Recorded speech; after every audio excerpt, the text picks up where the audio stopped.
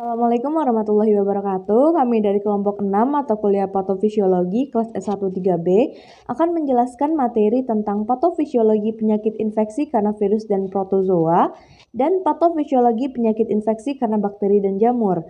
Sebelumnya kami ingin berterima kasih kepada Ibu Apoteker Mira Febrina Magister Sains yang telah membimbing kami dalam membuat tugas ini.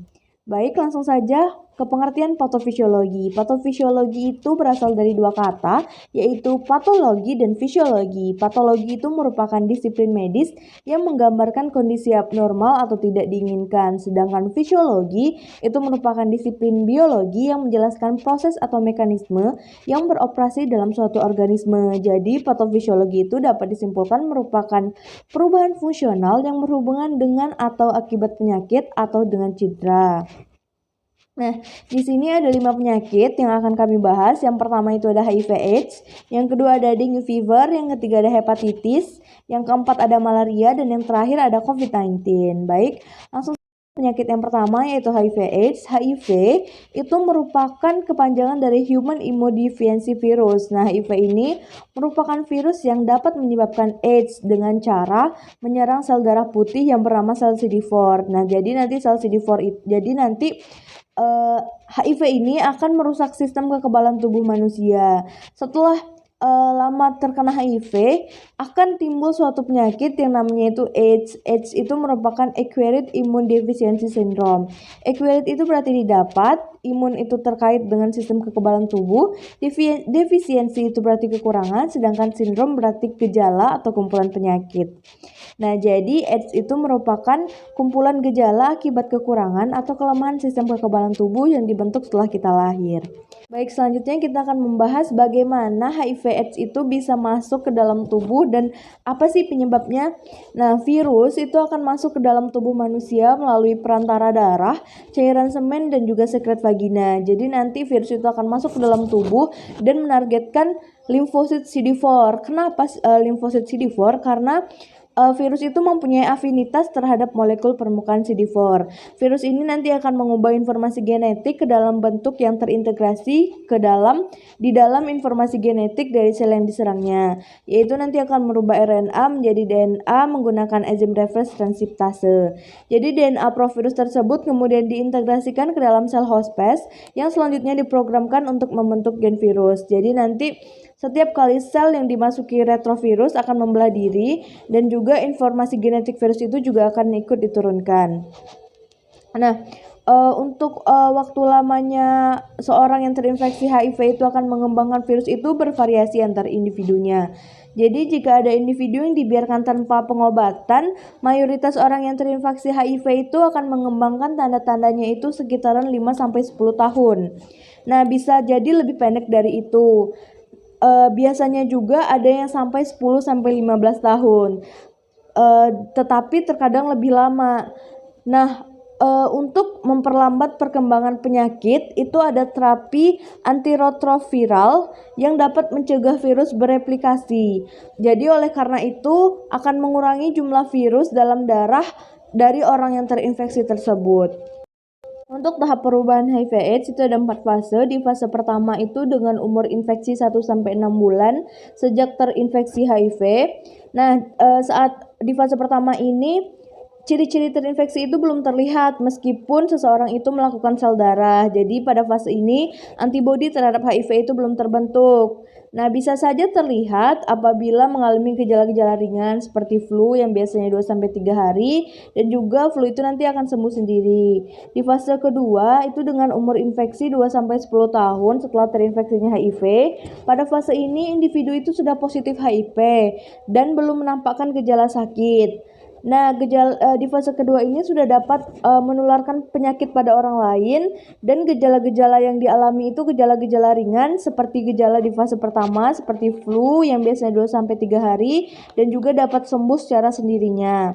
Di fase ketiga itu akan mulai muncul gejala-gejala awal penyakit dan belum disebut sebagai gejala AIDS.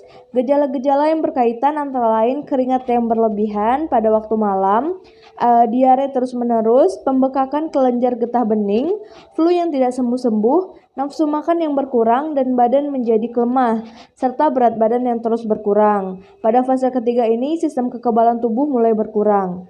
Selanjutnya di fase keempat itu sudah masuk pada fase AIDS.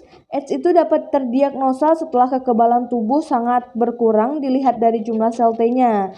Timbulnya penyakit tertentu yang disebut dengan infeksi oportunistik yaitu TBC, infeksi paru-paru yang menyebabkan radang paru-paru dan kesulitan bernafas, kanker, sariawan, kanker kulit atau sarkoma Kaposi, infeksi usus yang menyebabkan diare parah berminggu-minggu, dan infeksi otak yang menyebabkan kekacauan mental dan sakit kepala. WHO juga sudah menetapkan 4 stadium klinis HIV, yaitu stadium pertama itu tanpa gejala, stadium kedua penyakit ringan, stadium ketiga itu penyakit lanjut, dan stadium keempat itu penyakit berat. Baiklah, saya Rizky Abirrahman dengan NIM 2001075. Saya akan melanjutkan penjelasan tentang HIV dan AIDS. AIDS atau Acquired Immunodeficiency Syndrome adalah suatu penyakit virus yang menyebabkan kolapsnya sistem imun disebabkan oleh infeksi imunodefisiensi manusia atau HIV. Infeksi HIV yang tidak segera ditangani akan berkembang menjadi kondisi serius yang disebut AIDS. AIDS adalah stadium akhir dari infeksi virus HIV. Pada tahap ini, kemampuan tubuh untuk melawan infeksi sudah hilang sepenuhnya. Selanjutnya yaitu patofisiologi HIV dan AIDS. Virus HIV menempel pada permukaan sel inang. Selanjutnya RNA HIV memasuki sel inang, terbentuklah DNA provirus. DNA provirus memasuki inti sel dan akan berikatan dengan DNA sel. Sel inang, RNA HIV dan protein HIV.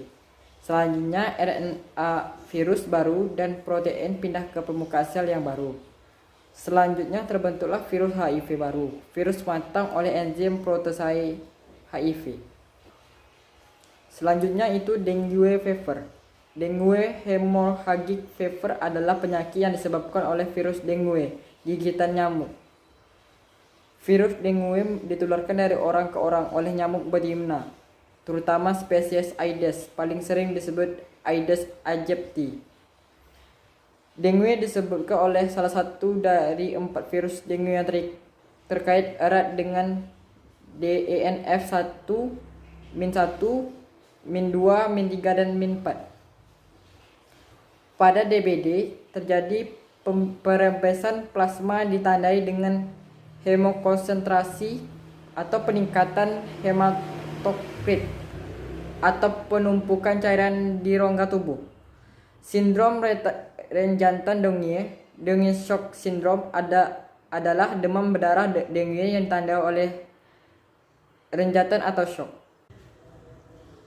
Fenomena patologis yang utama pada penderita DHF adalah meningkatnya permeabilitas dinding kapiler yang mengakibatkan terjadinya perembasan atau kebocoran plasma.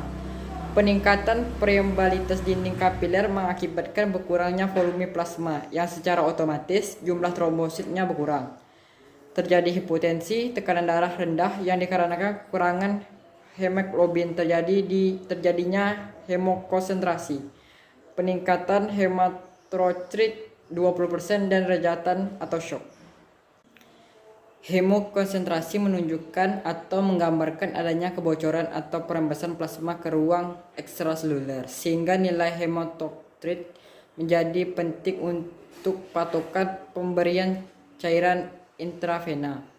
Oleh karena itu, pada penderita DHF sangat dianjurkan untuk memantau hematokrit darah berkala untuk mengetahuinya. Setelah pemberian cairan intravena, peningkatan jumlah trombosit menunjukkan kebocoran plasma telah teratasi, sehingga pemberian cairan intravena harus dikurangi kecepatan dan jumlahnya untuk mencegah terjadinya edema paru dan gagal jantung. Baik, saya Intan Fazira dengan NIM 2001057 akan melanjutkan pembahasan materi yaitu mengenai hepatitis. Hepatitis adalah peradangan pada hati atau liver. Hepatitis bisa disebabkan oleh infeksi virus, bisa juga disebabkan oleh kondisi atau penyakit lain seperti kebiasaan mengonsumsi alkohol, penggunaan obat-obatan tertentu, atau penyakit autoimun. Jika disebabkan oleh infeksi virus, hepatitis bisa menular.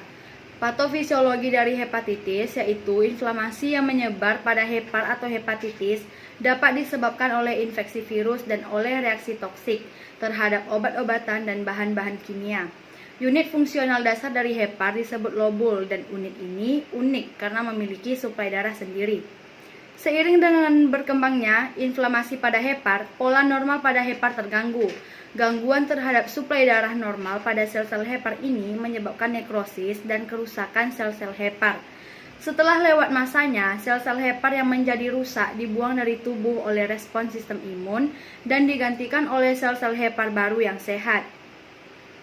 Oleh karenanya, sebagian besar klien yang mengalami hepatitis sembuh dengan fungsi hepar normal. Timbulnya ikterus karena kerusakan sel parenkim hati. Walaupun jumlah bilirubin yang belum mengalami konjugasi masuk ke dalam hati tetap normal, tetapi karena adanya kerusakan sel hati dan duktuli empedu intrahepatik, maka terjadi kesukaran pengangkutan bilirubin tersebut. Di dalam hati, selain itu juga terjadi kesulitan dalam hal konjugasi. Akibatnya bilirubin tidak sempurna dikeluarkan melalui ductus hepaticus. Karena terjadi retensi atau akibat kerusakan sel ekskresi dan regurgitasi pada duktuli, empedu belum mengalami konjugasi bilirubin indirek maupun bilirubin yang sudah mengalami konjugasi atau bilirubin direk. Virus atau bakteri yang menginfeksi manusia ke dalam aliran darah terbawa sampai ke hati. Di sini agen infeksi menetap dan mengakibatkan peradangan dan terjadi kerusakan sel-sel hati. Hal ini dapat dilihat pada pemeriksaan SGOT dan SGPT. Akibat kerusakan ini maka terjadi penurunan penyerapan dan konjugasi bilirubin sehingga terjadi disfungsi hepatosit dan mengakibatkan ikterik. Peradangan ini akan mengakibatkan peningkatan suhu tubuh sehingga timbul gejala tidak nafsu makan atau anoreksia. Salah satu fungsi hati adalah sebagai penetralisir toksin. Jika toksinnya masuk berlebihan atau tubuh mempunyai respon hipersensitivitas, maka hal ini merusak hati sendiri dengan berkurangnya fungsi sebagai kelenjar terbesar sebagai penetral racun. Aktivitas yang berlebihan yang memerlukan energi secara cepat dapat menghasilkan H2O2 yang berdampak pada keracunan secara lambat dan juga merupakan hepatitis non-virus. H2O2 juga dihasilkan melalui pemasukan alkohol yang banyak dalam waktu yang relatif lama. Ini biasanya terjadi pada alkoholik. Peradangan yang terjadi mengakibatkan hiperpermeabilitas, sehingga terjadi pembesaran hati, dan hal ini dapat diketahui dengan meraba atau palpasi hati. Nyeri tekan dapat terjadi pada saat gejala ikterik mulai nampak. Inflamasi pada hepar karena infeksi virus akan menyebabkan peningkatan suhu badan dan peregangan kapsula hati yang memicu timbulnya perasaan tidak nyaman pada perut kuadran kanan atas. Hal ini dimanifestasikan dengan adanya rasa mual dan nyeri di ulu hati, pucat atau abolis. Karena bilirubin konjugasi larut dalam air, maka bilirubin dapat diekspresikan ke dalam kandung kemih, sehingga menimbulkan bilirubin urin dan kemih berwarna gelap. Peningkatan kadar bilirubin terkonjugasi dapat disertai peningkatan garam-garam empedu dalam darah yang akan menimbulkan gatal-gatal pada ikterus. Selanjutnya ialah penyakit malaria. Malaria adalah penyakit infeksi yang disebabkan oleh plasmodium yang menyerang eritrosit dan ditandai dengan ditemukannya bentuk aseksual di dalam darah. Dapat berlangsung akut ataupun kronik. Infeksi malaria dapat berlangsung tanpa komplikasi ataupun mengalami komplikasi sistemik yang dikenal sebagai malaria berat. Sekian yang dapat saya sampaikan. Terima kasih. Untuk mengetahui patofisiologi dari malaria ini, kita bisa mengetahui dari siklus hidup Plasmodium yang menjadi patogen penyebab penyakit malaria. Siklus hidup dari Plasmodium ini terdiri dari dua, yaitu yang pertama siklus sporogoni atau siklus seksual yang terjadi pada nyamuk. Dan yang kedua ada siklus skizogoni atau siklus aseksual yang terdapat pada manusia. Selanjutnya yaitu penjelasan dari siklus sporogoni yang terjadi pada nyamuk. Siklus ini dimulai dari siklus sporogoni, yaitu ketika nyamuk menghisap darah manusia yang terinfeksi malaria yang mengandung plasmodium pada stadium gametosit. Setelah itu gametosit akan membelah menjadi mikrogametosit, yaitu jantan, dan makrogametosit betina. Keduanya mengadakan fertilisasi menghasilkan ookinet. Ookinet ini masuk ke dalam lambung nyamuk dan membentuk ookista. Ookista akan membentuk ribuan sporozoid yang nantinya akan pecah dan sporozoid keluar dari ookista. Sporozoid ini akan menyebar ke seluruh tubuh nyamuk, salah satunya di kelenjar ludah nyamuk, dan siklus sporogoni pun telah selesai. Siklus selanjutnya yaitu siklus skizogoni atau siklus aseksual yang terjadi pada manusia. Siklus skizogoni ini terdiri dari dua siklus, yaitu siklus eksoeritrositik dan siklus eritrositik. Siklus ini dimulai ketika nyamuk menggigit manusia sehat. Kemudian sporozoidnya akan masuk ke dalam tubuh manusia melewati luka tusuk nyamuk. Sporozoid ini akan mengikuti aliran darah menuju ke hati sehingga menginfeksi sel hati dan akan matang menjadi skizon. Dan siklus ini disebut sebagai siklus eksoeritrositik. Selanjutnya, skizon akan pecah mengeluarkan merozoid yang akan masuk ke aliran darah sehingga menginfeksi eritrosit dan dimulailah siklus eritrositik. Merozoid tersebut akan berubah morfologinya menjadi tropozoid yang belum matang, lalu matang dan membentuk skizon yang pecah dan menjadi merozoid lagi. Di antara bentuk tropozoid tersebut ada yang menjadi gametosit, dan gametosit inilah yang nantinya akan dihisap lagi oleh nyamuk. Begitu seterusnya akan berulang-ulang terus. Gametosit tidak menjadi penyebab terjadinya gangguan klinik pada penderita malaria, sehingga penderita dapat menjadi sumber penularan malaria tanpa diketahui atau karier malaria. Pada Plasmodium falciparum dan Plasmodium malaria hanya mempunyai satu siklus eksoeritrositik, sedangkan pada Plasmodium vivax dan Plasmodium oval mempunyai bentuk hipnozoid atau fase dorman, sehingga siklus eksoeritrositik dapat berulang. Penyakit infeksi karena virus selanjutnya yaitu COVID-19. Coronavirus merupakan virus RNA strain tunggal positif yang berkapsul dan tidak bersegmen. Coronavirus ini tergolong Orthonidovirales dan keluarga Coronaviridae. Coronaviridae dibagi menjadi dua subkeluarga yang dibedakan berdasarkan serotip dan karakteristik genom. Terdapat 4 genus yaitu alpha coronavirus, beta coronavirus, delta coronavirus, dan gamma coronavirus. Baiklah, saya Starlir Hamawati Bayu dengan NIM 2001080 akan melanjutkan presentasi dari teman saya. Patofisiologi COVID-19. Kebanyakan coronavirus menginfeksi hewan dan bersirkulasi di hewan. Coronavirus menyebabkan sejumlah besar penyakit pada hewan dan kemampuannya menyebabkan penyakit berat pada hewan seperti babi, sapi, kuda, kucing, dan ayam. Coronavirus disebut dengan virus zoonotik, yaitu virus yang ditransmisikan dari hewan ke manusia. Banyak hewan liar yang dapat membawa patogen dan bertindak sebagai vektor untuk penyakit menular tertentu. Kelelawar, tikus bambu, unta, dan musang merupakan host yang biasa ditemukan untuk coronavirus. Coronavirus pada kelelawar merupakan sumber utama untuk kejadian SARS Acute Respiratory Syndrome atau disingkat dengan SARS, dan Middle East Respiratory Syndrome atau disingkat dengan MERS. Coronavirus hanya bisa memperbanyak diri melalui sel hostnya. Virus tidak bisa hidup tanpa sel hostnya. Berikut sirkulasi dari coronavirus setelah menemukan sel host sesuai tropismenya. Pertama, penempelan dan masuk virus ke sel host diperantarai oleh protein S yang ada di permukaan virus. Protein S penentu utama dalam menginfeksi spesies hostnya serta penentu tropisnya. Pada studi SARS-CoV, protein S berikatan dengan reseptor di sel host yaitu enzim S2 atau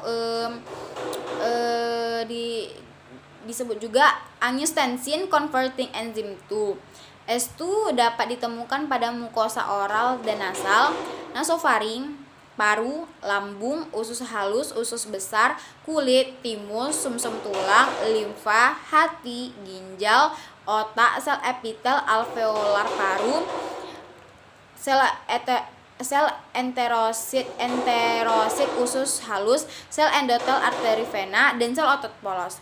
Setelah berhasil masuk, selanjutnya translasi replikasi gen dari RNA genom virus. Selanjutnya replikasi dan transkripsi, di mana sintesis virus RNA melalui translasi dan perakitan dari kompleks replikasi virus. Tahap selanjutnya adalah perakitan dan rilis virus. Setelah terjadi transmisi virus masuk ke saluran napas atas, kemudian bereplikasi di sel epitel saluran napas atas. Itu melakukan sirkulasi hidupnya kan. Setelah itu menyebar ke saluran napas bawah.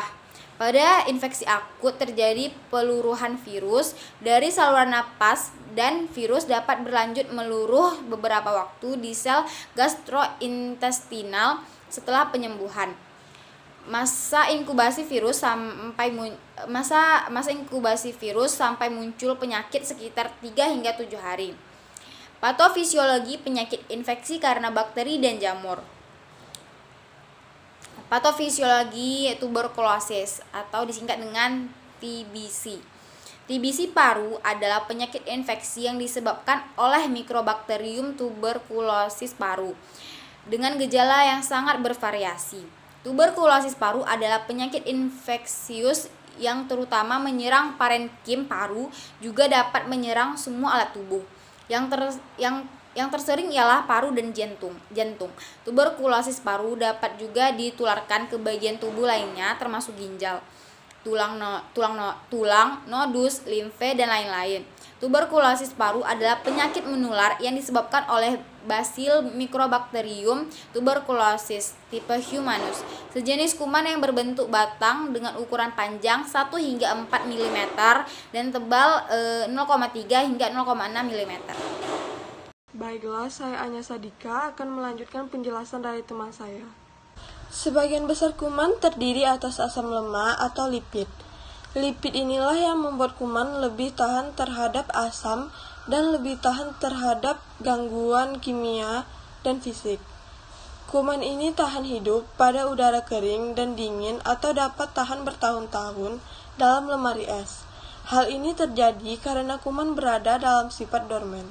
Dari sifat dorman ini, kuman dapat bangkit kembali dan menjadikan tuberkulosis aktif kembali. Sifat lain kuman adalah aerob. Sifat ini menunjukkan bahwa kuman lebih menyenangi jaringan yang tinggi kandungan oksigennya. Dalam hal ini, tekanan bagian apikal paru-paru lebih tinggi daripada bagian lainnya, sehingga bagian apikal ini merupakan tempat predileksi penyakit tuberkulosis. Kuman Mycobacterium tuberculosis paru masuk ke dalam tubuh melalui saluran pernafasan, saluran pencernaan, dan luka terbuka pada kulit. Kebanyakan infeksi tuberkulosis paru terjadi melalui udara atau airborne, yaitu melalui inhalasi droplet dan mengandung kuman-kuman Bacillus tubercle yang berasal dari orang yang terinfeksi. Bacillus tubercle yang mencapai permukaan alveolus biasanya diinhalasi terdiri dari 1-3 gumpalan basil yang lebih besar cenderung bertahan di saluran hidung dan cabang besar bronkus dan tidak menyebabkan penyakit. Selanjutnya yaitu tanda dan gejala penyakit TBC pada usia dewasa. Yang pertama ada batuk dan sputum. Batuk dan sputum berhubungan dengan infeksi saluran nafas akut yang dapat sembuh dalam waktu 1 atau 2 minggu. Yang kedua ada nyeri dada. Nyeri dada merupakan keluhan yang dijumpai pada penderita tuberkulosis.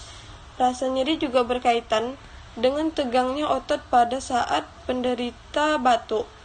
Sistem respirasi akan mengalami gangguan jika terjadi infeksi atau gangguan yang ditandai dengan batuk, terdapat sputum, batuk darah, nyeri dinding dada, sesak napas, wheezing lokal, dan sering influenza. Selanjutnya yaitu sesak napas pada tuberkulosis berkaitan dengan penyakit luas di dalam paru atau telah terjadi komplikasi berupa efusi pleura. Penderita yang mengalami sesak napas akan tampak sakit serta mengalami penurunan berat badan. Selanjutnya yaitu wheezing setempat yang disebabkan oleh bronkitis tuberkulosis lokal atau tekanan kelenjar getah bening pada salah satu bronkus. Pneumonia pada tuberkulosis tidak dapat membaik dengan terapi antibiotik rutin. Selanjutnya yaitu gejala dan tanda pada anak. Yang pertama adalah perut nyeri, bengkak, pembesaran limfa atau hati, adanya konsolidasi atau cairan. Yang kedua ada tungkai pembekakan sendi, nyeri pada saat berjalan dan kaku. Yang ketiga tulang belakang kaku atau bengkok. Dan yang keempat batuk atau nyeri, perkusi pekak, dan yang menandakan. Patofisiologi demam tifoid. Demam tifoid atau tifus abdominalis atau lebih populer dengan nama tifus di kalangan masyarakat adalah penyakit infeksi akut yang disebabkan oleh kuman Salmonella typhi yang menyerang saluran pencernaan. Kuman ini masuk ke dalam tubuh melalui makanan atau minuman yang tercemar, baik saat memasak ataupun melalui tangan dan alat masak yang kurang bersih. Gejala-gejala pada penyakit tipes ini bisa dilihat dari yang pertama yaitu demam yang meningkat secara bertahap tiap hari hingga mencapai 39 derajat Celcius sampai 40 derajat Celcius dan biasanya akan lebih tinggi pada malam hari. Selanjutnya ada nyeri otot, sakit kepala, merasa tidak enak badan, sakit perut, dan berat badan menurun. Lalu penyebab penyakit. Penyebab penyakit ini sanitasi yang buruk dan keterbatasan akses air bersih. Diyakini merupakan penyebab utama berkembangnya penyakit tipes. Selain itu, anak-anak lebih sering terserang tipes karena belum sempurnanya sistem kekebalan tubuh. Assalamualaikum warahmatullahi wabarakatuh. Perkenalkan, nama saya Santi Ziamuna, NIM saya 2001078.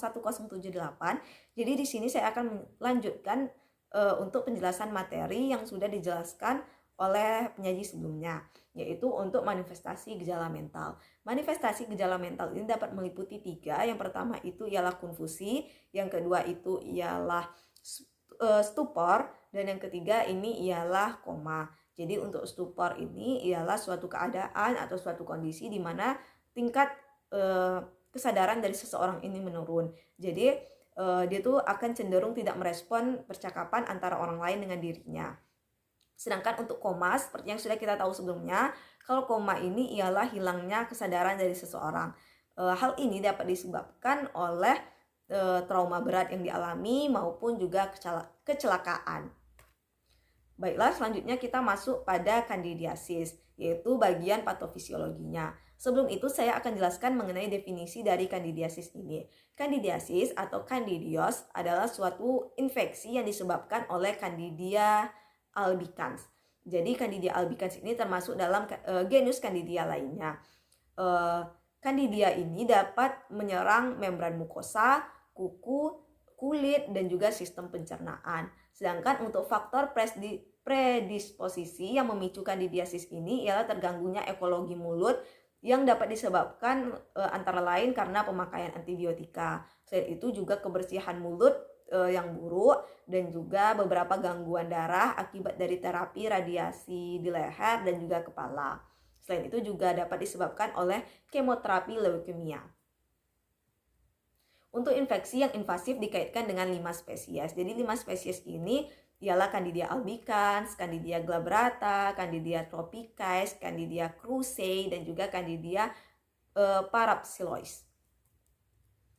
Faktor predisposisi kandidiasis secara umum meliputi adanya faktor nutrisi. Jadi faktor nutrisi ini meliputi avitaminosis, kekurangan zat besi, dan juga malnutrisi. Nah, selanjutnya faktor yang kedua itu ialah faktor perubahan fisiologis, yaitu berupa umur ekstrim. Faktor yang ketiga itu ialah penyakit sistemik yang dapat berupa penyakit, contohnya itu penyakit diabetes mellitus. Untuk faktor yang terakhir ialah faktor iatrogenik, yaitu gangguan kateter dan jalur intravena. Selain itu juga dari radiasi X-ray dan juga obat-obatan lainnya. Untuk manifestasi klinis dari kandidiasis ini, manifestasi klinis kandidiasis mukokutan pada bayi antara lain ada kandidiasis orofaring, ada ruam popok, kandidiasis kongenital, dan juga kandidiasis 4 fungal. Kalau ruam popok ini umumnya memang terjadi pada bayi. Hal ini dikarenakan adanya iritasi kulit bayi pada popok yang digunakan. Selain itu juga dapat disebabkan oleh pada saat pergantian popok ini terjadi pergesekan pada kulit bayi. Itulah yang dapat menyebabkan terjadinya ruam popok. Sedangkan untuk gejala kandidiasis orofaring pada bayi dapat asimptomatik atau merasa tidak nyaman saat bayi tersebut diberikan air susu. Tanda yang muncul apabila bayi ini mengalami kandidiasis orofaring ini ialah timbulnya lesi putih yang tebal pada mukosa bukal. Selain itu juga dapat pada gusi dan juga pada lidah. Jadi lidah dan gusinya itu adanya lesi putih-putih yang tebal. Jadi itulah penjelasan materi dari saya. Apabila ada kesalahan atau kekurangan saya mohon maaf. Saya akhiri dengan wassalamualaikum warahmatullahi wabarakatuh. Terima kasih.